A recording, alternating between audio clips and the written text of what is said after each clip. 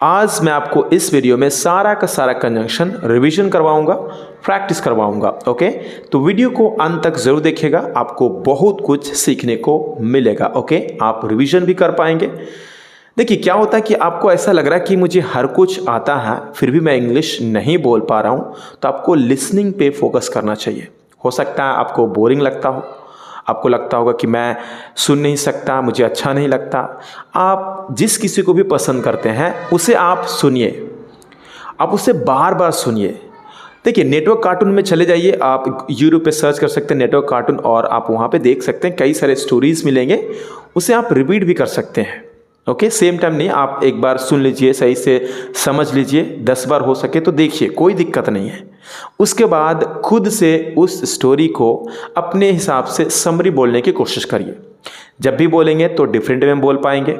अभी एक बार बोला, ऐसा नहीं होगा कि आप सेम चीज़ को सोचेंगे, जो भी आपको माइंड में आता रहेगा उसी वे में आपको बोलना है और बोलते रहना है जब तक आपको लगे नहीं, क्योंकि प्रैक्टिस के पर्पज से आप बोल रहे हैं। तो कुछ भी बोलेंगे, आपको जो भी अच्छा लगा उसके अकॉर्डिंग आपको बोलते रहना है। आप अगर ऐसे करते रहेंगे तो आपकी इंग्लिश इंप्रूव हो जाएगी और बोलना भी शुरू कर देंगे, इसमें कोई दिक्कत नहीं होगी। वेल, चलिए वीडियो को शुरू करते हैं। So the first topic would be subsequently. Subsequently बाद में, उसने सब कुछ सही किया और बाद में उसे पुरस्कार मिला। He did everything correctly and subsequently he received an award. अगला टॉपिक है जस्ट एज सो। जस्ट एज की जगह पे केवल एज भी आप बोल सकते हैं, that would be okay. Alright, जैसे तुम करोगे वैसे हम भी करेंगे। Just as you do so will we. यहाँ पर समझाने से पहले मैं आपको एक बात बताना चाहूँगा। जैसे आप कई बार कहते होंगे आई लव यू, सामने से भी एक्सपेक्ट करते हैं कि वो भी आई लव यू का response I love you too करे। ठीक है, अच्छी बात है, लेकिन कई बार क्या होता है, आप चाहते हैं कि सेम वे में एकदम एग्जैक्ट जिस तरीके से मैं आपसे प्यार करता हूँ उसी तरीके से, क्योंकि मॉम से आप अलग वे में प्यार करते हैं, राइट, और अगर कोई गर्लफ्रेंड बॉयफ्रेंड है तो अलग वे में प्यार करते हैं, राइट। तो उस जगह पे क्या होता है कि इसे यूज़ करना चाहिए, सो को यूज़ करना चाहिए। जिस तरीके से कुछ आई लव यू तो आप सामने वाला बंदा कहेगा so do I, so do I. यहाँ पर डू क्यों? क्योंकि जिस टेंस में सेंटेंस बोली जाती है उसी का पहले जो हेल्पिंग वर्ब होता है उसे हम रखते हैं। जैसे प्रेजेंट इंडेफिनिट में डू डज को हम रखते हैं, तो इसीलिए यहाँ पे डू डज आएगा, और अगर पास्ट होगा तो डिड आएगा। ओके, उसके बाद जो भी सब्जेक्ट होगा उसे हम रखते हैं, मतलब कि सब्जेक्ट के हिसाब से डू डज लगाया जाता है। सो डू आई, आई के साथ क्या लगता है, आई डोंट, आई डोंट लगाएंगे, आई डू लगाएंगे, इस तरह से लगाते हैं।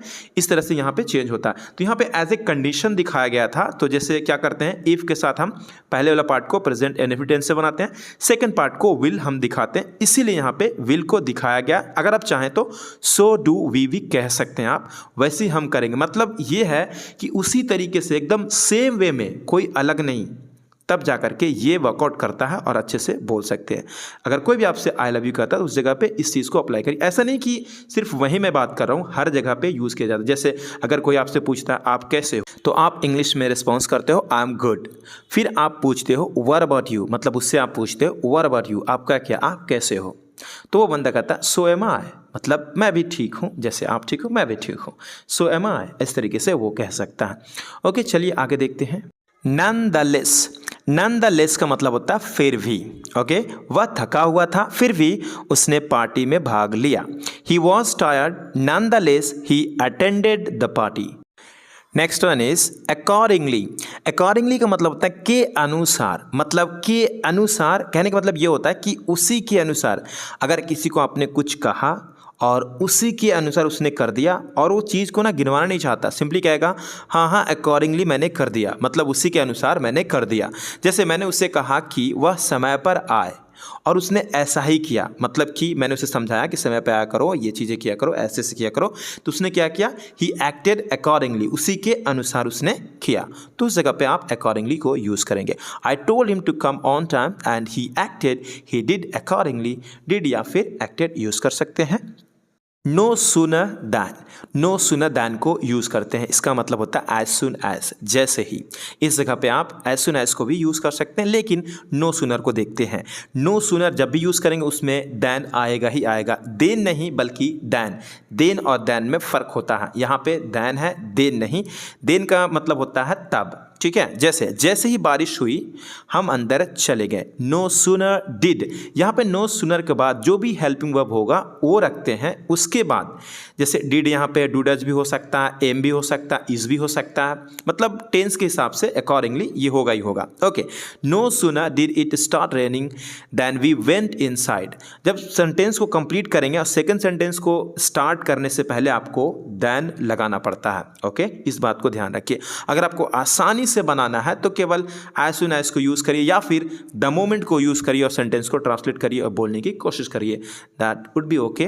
खैर एनीवे आगे देखते हैं। प्रोवाइडेड दैट, इसका मतलब होता है बशर्ते, मतलब शर्त यह है कि कोई अगर कंडीशन की बात करते हैं, शर्त की बात करते हैं तो उस जगह पे केवल प्रोवाइडेड भी बोल सकते हैं या फिर प्रोवाइडेड दैट या फिर प्रोवाइडिंग दैट भी बोलते हैं लोग, ये भी कह सकते हैं। जैसे मैं तुम्हारी मदद करूंगा बशर्ते शर्त यह है कि तुम ईमानदारी से काम करो। आई will help you provided that you work honestly. Providing that या फिर प्रोवाइडेड ये भी बोल सकते हैं, सभी चलता है, तो इन चीज़ों को आप यूज़ कर सकते हैं। नेक्स्ट वन इज लेस्ट शुड, मतलब लेस्ट के साथ शुड आएगा ही आएगा। अगर आप लेस्ट को यूज़ करना चाहते हैं तो उसके बाद ठीक जो सेंटेंस आप बोलेंगे उसमें शुड आएगा। हो सकता है शुड से कभी पैसिव बोलना पड़ जाए, पास्ट में बोलना पड़ जाए, ये आप पे निर्भर करता है कितना आप सोच पाते हैं। ओके, क्योंकि अगर आपको डिटेल में चाहते हैं इसका स्ट्रक्चर और भी स्ट्रक्चर तो लिंक डिस्क्रिप्शन में है, जाकर के आप चेकआउट कर सकते हैं। उसमें 600 से जो प्लस स्ट्रक्चर्स का ई बुक है जिसमें सभी स्ट्रक्चर्स को कवर किया गया है, आप चाहें तो उसे आप चेकआउट कर सकते हैं। खैर ध्यान रखो, मतलब बी केयरफुल। ओके, कहीं ऐसा ना हो कहीं तुम गिर ना जाओ। लिस्ट का मतलब ये होता है कहीं ऐसा ना हो कि तुम गिर जाओ, इतना बड़ा हिंदी कह सकते हैं आप। कई बार होता है ना कि बोलते रहते हैं ध्यान रखो, सही से जाना, कहीं ऐसा ना कि तुम भुला जाओ, कहीं ऐसा ना कि तुम गिर जाओ, उस जगह पे लेस्ट और शुड को यूज़ किया जाता है। बी केयरफुल आप सिंपली बोलेंगे लेस्ट यू शुड फॉल, ठीक है, ऐसे आप ट्रांसलेट करते रहिए। अगला है हेंस, मतलब इसलिए। बड़ा ही सिंपल है, जैसे वह ठीक से सो नहीं सका इसलिए वह थका हुआ था। सका के लिए खुद को यूज़ करते हैं, ही couldn't sleep well hence he was tired। ये आपका है 10, इसका ही मतलब होता है इसलिए, अतः 10, ठीक है, केवल 10 बोलिए चलेगा। मैंने उसे ठीक से समझाया इसलिए वह समझ गया। I explained it to him properly, thus he understood।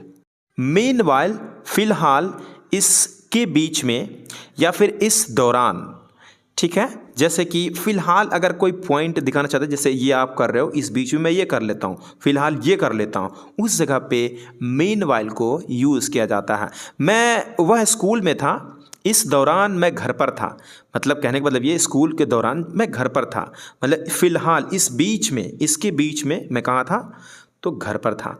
He was at school meanwhile I was at home.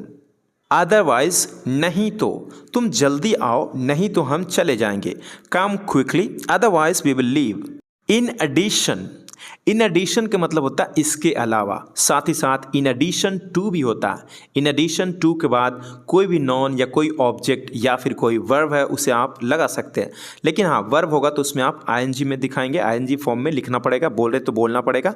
Okay, in addition को कैसे यूज़ करते हैं, जैसे पहला सेंटेंस बोले या फिर कई सारे सेंटेंस आपने बोला, उसके बाद भी कहते हैं इसके अलावा या फिर और भी ये है, तो उस जगह पे इन एडिशन को केवल बोलेंगे, उसके बाद सेंटेंस को बोलते हैं। टू लगाएंगे तो ऑटोमेटिक आपको फिर नॉन फ्रेजेस या फिर नॉन है जो भी है आपको दिखाना पड़ता है। जैसे वह अच्छा गाता है, इसके अलावा वह अच्छा डांस भी करता है, तो आप इंग्लिश में कह सकते हैं he sings well, in addition he dances well.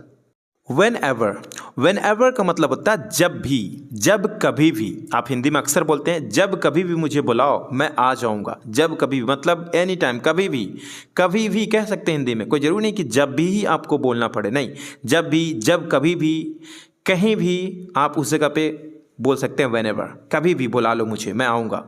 Whenever you call me I will come, है ना, ऐसे बोलेंगे। जब भी मैं पढ़ाई करता हूँ, जब कभी भी मैं पढ़ाई करता हूँ मुझे नींद आती है। Whenever I study I feel sleepy। Where मतलब जहाँ, एज ए कंजंक्शन यूज़ करेंगे यहाँ पर। ओके, वह उस जगह गया जहाँ हमने उसे बुलाया था। He went where we called him।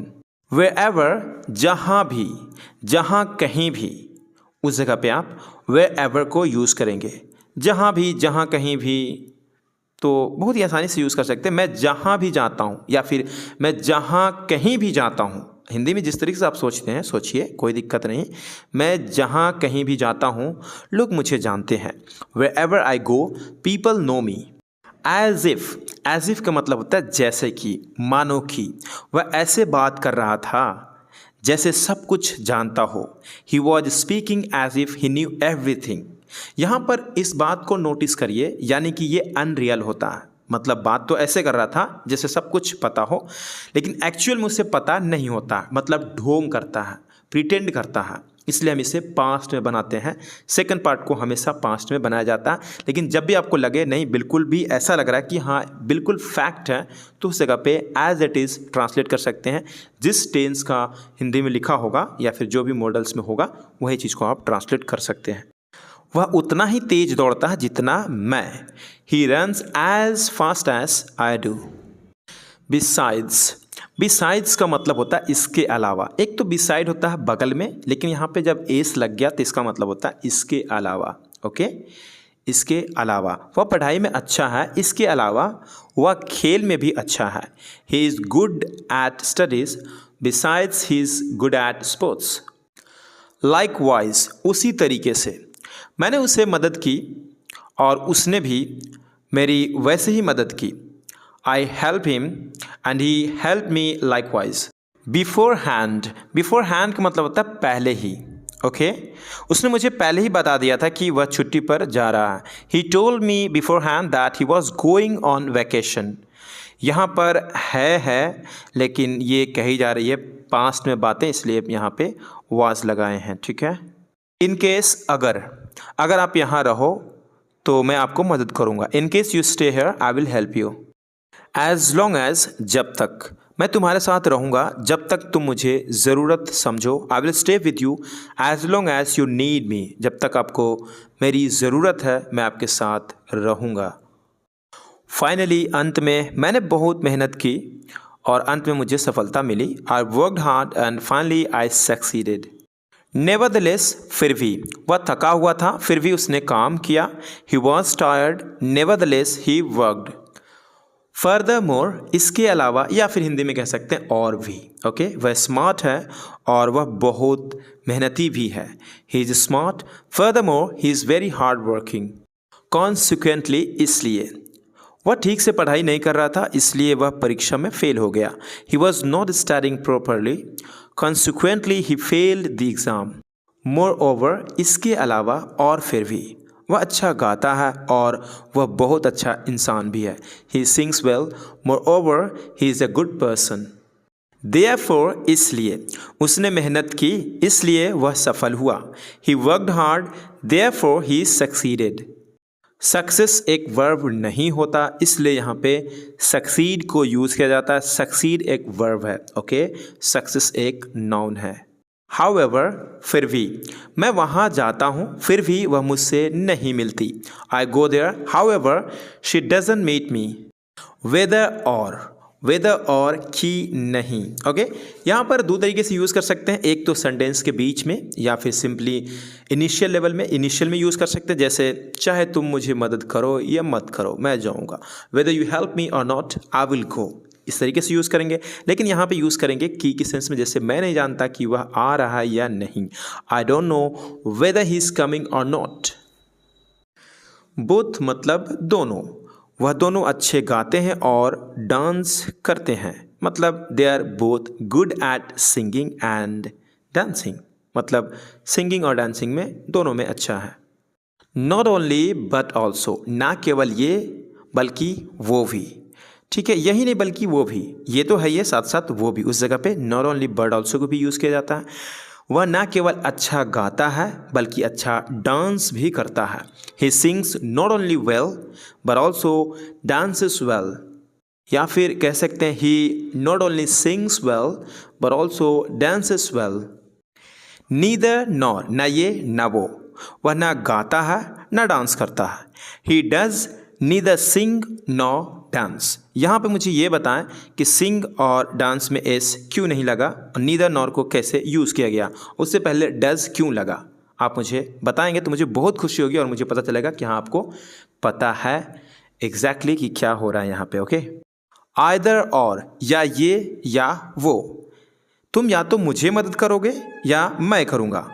Either you will help me or I will do it. Than मतलब से, वह मुझसे बड़ा है, he is taller than me.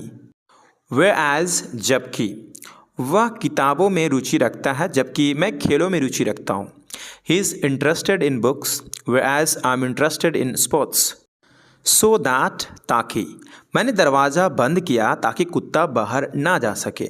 I close the door so that the dog couldn't go outside. यहाँ पे could होगा, ठीक है, couldn't go outside. Even though, हालांकि, हालांकि वह मेहनत करता है फिर भी उसे सफलता नहीं मिलती। Even though he works hard he doesn't succeed. As soon as, जैसे ही वह वापस आया मैंने उसे बताया। As soon as he came back I told him. As जैसे वह आया हम सब खुश हो गए। As he came we all became happy. Until, जब तक नहीं, मैं काम नहीं करूँगा जब तक तुम मदद नहीं करोगे। I will not work until you help me.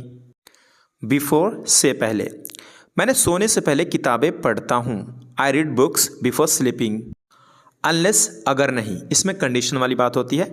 क्या होता है, अनटिल में भी आपको नेगेटिव ऑलरेडी छिपा हुआ होता है उसके अंदर में, और अनलेस में भी नेगेटिव होता है। इसके बाद आपको नेगेटिव सेंटेंस नहीं बोलना होता है, बल्कि ऑलरेडी ये नेगेटिव ही है, इसके अंदर में नेगेटिव ही लेता है। जैसे मैं तुम्हें नहीं बताऊंगा अगर तुम वादा नहीं करते, जब तक तुम वादा नहीं करते। अगर आपको लगता है कि कंडीशन भी है और टाइम भी दोनों दिखाना है तो आप कह सकते हैं अनटिल एंड अनलेस, मतलब अनटिल एंड अनलेस दोनों को यूज़ कर सकते हैं, ओके। आपको लगे वैसा तो।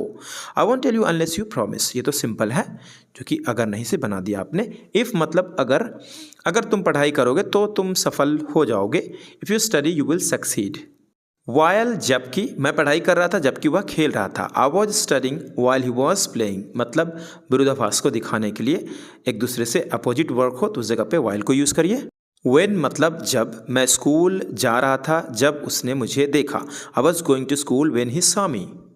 Since, जब से तब से, वह तब से परेशान है जब से उसने खबर सुनी। He has been upset since he heard the news. मैं इसके बारे में आपको कई बार बता चुका हूँ, आई होप कि आपको याद होगा। Although, हालांकि वह थका हुआ था फिर भी वह काम पर गया। Although he was tired, he went to work. Because, क्योंकि, मैं नहीं आ सका क्योंकि मुझे काम था। आई couldn't come because I had work. Yet, फिर भी, वह मेहनत करता है फिर भी उसे सफलता नहीं मिलती। He works hard yet he does not succeed. For, क्योंकि, वह स्कूल जा रहा था क्योंकि उसे परीक्षा देनी थी। He was going to school for he had to take an exam. So, तो, वह थका हुआ था तो उसने आराम किया।